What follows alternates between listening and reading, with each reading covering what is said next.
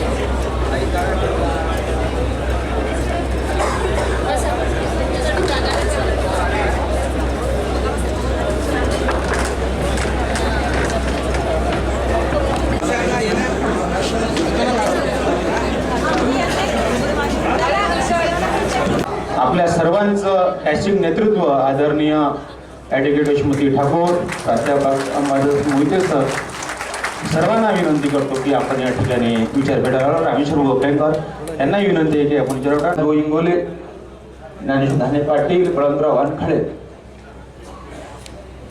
आपल्या सर्वांना विनंती आहे की आपण या ठिकाणी हरिभाऊ मोहोळ यांना सुद्धा विनंती करतो की आपण विचारपीठात आदरणीय हरिभाऊ मोहोळ यांना विनंती करतो की आपण विचारपीठावर स्थानापन्न व्हावं।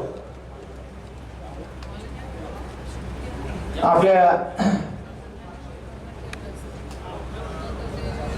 मी जे बोलायचं आहे ते बोललोच आहे, तर मी या ठिकाणी या कार्यक्रमाचा प्रास्ताविक ज्यांच्या नावाने आपला देश ओळखला जातो, जगातील देशांचे राष्ट्राध्यक्ष ज्या वेळेला आमच्या देशात येतात त्यावेळेस ज्यांच्या समाधीवर किंवा समाधीला किंवा आश्रमाला भेट देऊन आपले आदरांजली अर्पण करतात, ज्यांनी या संपूर्ण जगाला सत्य, अहिंसा आणि शांतीचा संदेश दिला, त्या राष्ट्रपिता महात्मा गांधी यांचं स्वागत ओम प्रकाश करतील असं मी त्यांना विनंती करतो। त्याचबरोबर आजच्या कार्यक्रमाचे वक्ते आपल्या सर्वांचे, आपण ज्या व्यक्तीसाठी आज आपण या ठिकाणी एकत्र आलो, ज्यांचे विचार ऐकण्यासाठी आपण एकत्र आलो, आदरणीय आवटे सरांचा सत्कार करण्यासाठी मी आजच्या त्यानंतर बळवंतराव वानखळे यांचा सत्कार करते। मी आपल्या सर्वांचं स्वागत करते। तर आज मला काहीच गरज नाहीये बोलायची। आपण आज संजय दादांना इथं ऐकायला आलेलो आहे। या व्यासपीठावर उपस्थित सर्व आदरणीय पितृतुल्य, या ठिकाणी उपस्थित असलेले सर्व मातृतुल्य, पितृतुल्य आणि युवक मित्रांनो, संजय दादांचं भाषण आपल्याला ऐकायचं आहे, ते विचार ऐकायचे आहे आणि ते खऱ्या अर्थानं आपल्या युवा पिढीमध्ये पेरायचे। जे काय होत आहे त्याच्या सगळ्या गोष्टींसाठी आपणही जबाबदार आहोत। मी आज माझ्या मुलीला म्हटलं जबरदस्ती ना की तुला आलंच पाहिजे, तू तुझ्या मैत्रिणींना पण फोन लाव आणि चल ऐक म्हटलं। काय नाही, कोणाला वेळ नाहीये म्हणे यायला, हे सगळं म्हटलं असं कसं वेळ नाही आहे, ज्या गोष्टीसाठी आलं पाहिजे त्या गोष्टी आलंच पाहिजे। मी आता इथं बसले होते, ती मागची ओळखची सगळे मला ऐकू येत होतं की ताई तुम्ही अजून असे कार्यक्रम घ्या, सगळेजण अजून करा, म्हणजे ही काळाची गरज आहे। तुम्हा लोकांना सगळ्यांना हे रिअलाइज होतं आहे। हे रिअलाइज झाल्यानंतर खरं थोडंसं मनालाही बरं वाटतं, कारण एकीकडे आम्ही राजकारणी मंडळी आहोत, आम्ही तर त्या ठिकाणी जे काही व्यक्त व्हायचंय, जी काही भांडणं करायचे, जिथे जिथे एक्सप्रेस व्हायचंय ते तर करतच असतो, पण आता हे निर्भय बनो आंदोलन हे जनसामान्यांनी स्वतःच्या हातात घेतलं पाहिजे, त्याच्याशिवाय हा देश वाचू शकणार नाही, ही वास्तविकता आहे। आज मी टीव्ही सुरू केला आणि न्यूज ऐकत असताना नथुराम गोडसेचा फोटो, आणि तो कोण गुरुजी, तो काय काय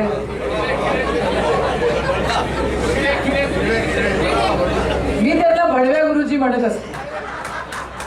तर त्यांचे फोटो घेऊन लोक नाचून राहिले, त्यांच्यावर गुन्हे दाखल होत नाही। आम्ही त्यांच्या विरोधात आंदोलनं केली, आम्ही होतो, विलासदादा होते, बळवंतराव होते, हरिभाऊ दादा होते, सगळी जण आमच्या सोबत होती. आमच्यावर गुन्हे दाखल झाले, आम्हाला जेलात नेलं. आणि हे लोक ही बदमाशी करतायत. म्हणजे मुंह में राम आणि दिल में नथुराम असं सगळ्यांचं सुरू आहे. आणि काय सनातन धर्म बोलतायत, काय बोलतायत? अरे जो टीका लावतो, जो देवाला मानतो, जो रामाला मानतो, जो त्या धर्माला मानतो, तो मानतो ना, आम्ही पण मानतो आहे ना. विलासदादा, आपल्या बुर्जांमध्ये 400-500 वर्ष जुने राम आहेत. तेव्हा सनातन धर्माचा एवढा उहापोह चुकीच्या माध्यमातून होत नव्हता जो आजकाल होतो. ही वास्तविकता आहे. सुलभाताई इथं आलेल्या, मी त्यांचं मनपूर्वक या ठिकाणी स्वागत करते. आणि मी सर्व मान्यवरांना या ठिकाणी भगतसिंग यांचं जे पुस्तक पक्रसर लिहिलं आहे त्यांचं या ठिकाणी या प्रतीचं मान्यवरांना त्या भेट द्याव्या अशी मी विनंती करतो. आपण या ठिकाणी जो यानंतर सुलभाताई. अमरावतीमध्ये मी यापूर्वी अनेक वेळा येऊन गेलेलो आहे. किंबहुना माझ्या लाडक्या गावांपैकी अमरावती एक आहे. आणि मला नेहमी असं वाटतं की खरं म्हणजे मी पूर्वी जेव्हा अमरावतीमध्ये पहिल्यांदा आलो तेव्हा मला कोणीतरी सांगितलं की इथे हनुमान व्यायाम प्रसारक मंडळ आहे. नंतर हे गाव हनुमान चाळीसासाठी ओळखलं गेलं हा मुद्दा वेगळा.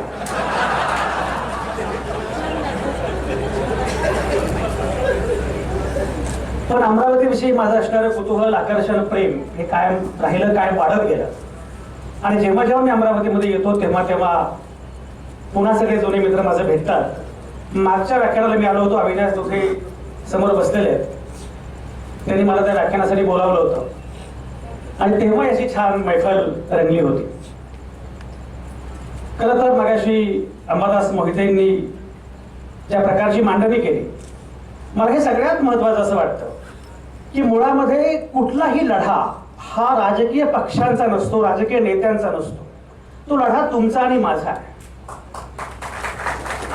सर्वसामान्य माणसांचा आहे. यशोमती ठाकूर जेव्हा मंत्री झाल्या, महाविकास आघाडी सरकार स्थापन झालं, तेव्हा त्या मंत्र्यांना 2 वर्ष आमची आठवण अजिबात आली नाही.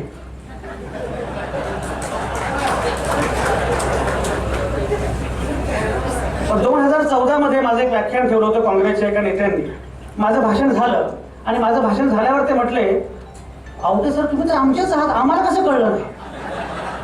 म्हटलं काय, सत्ता मिळाल्यावर तुम्हाला काहीच कळत नाही, सत्ता गेल्याशिवाय यांना काही कळत नाही. त्यामुळे यांची सत्ता जाणं आवश्यक होतच.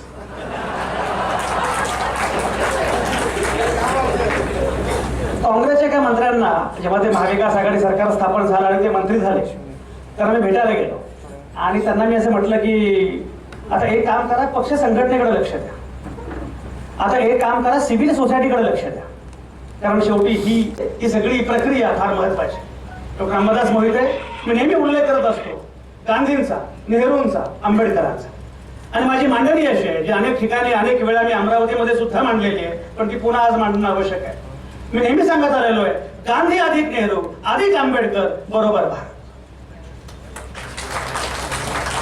तुम्हाला गांधी, नेहरू, आंबेडकर एकत्र केल्याशिवाय भारताची कल्पना कळणारच नाही. याचं कारण असं आहे, गांधीवाद्यांना बाबासाहेब कळत नाहीत आणि बाबासाहेबांना गांधींचा एवढा त्रास असतो. किती शोभला असता भीम नोटेवर, टाय आणि कोटावर. नोटेवर भीम शोभला असताच, पण आता जो नोटेवर आहे तो अशोभनीय नाही.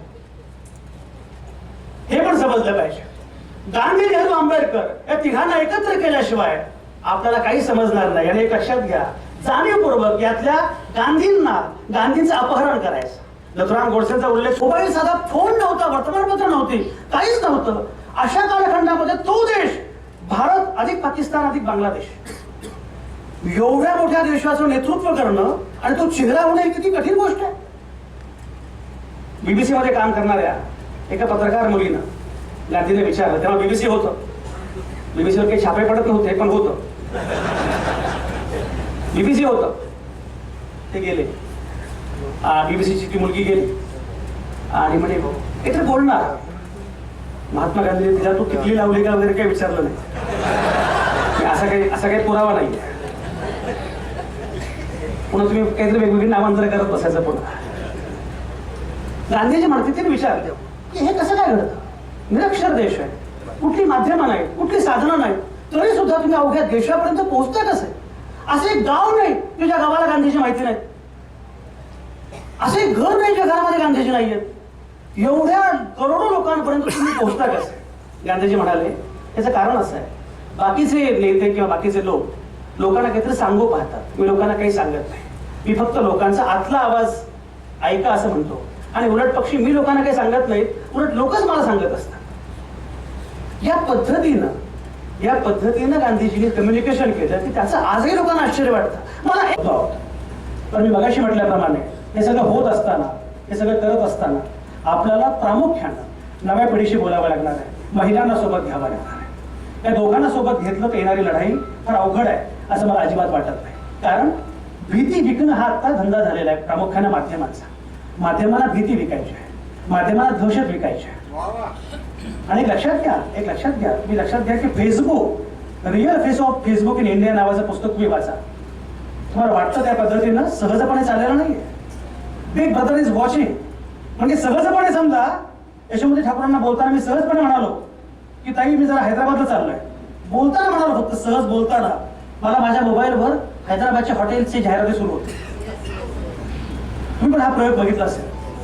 ज्या प्रकारे पत्रकार विकलाय गेले, अनेक पत्रकारांनी स्वतःला एका दावणीला बांधलं, पण आवटे सरांनी ज्या पद्धतीने निर्मळ या ठिकाणी व्याख्यान दिलं हे खरंच आपल्या सर्वांसाठी अभिमानाची गोष्ट आहे. आणि हा विचार निर्भय बनो विचार मंचाच्या माध्यमातून आपण पुढे घेऊन जाऊ.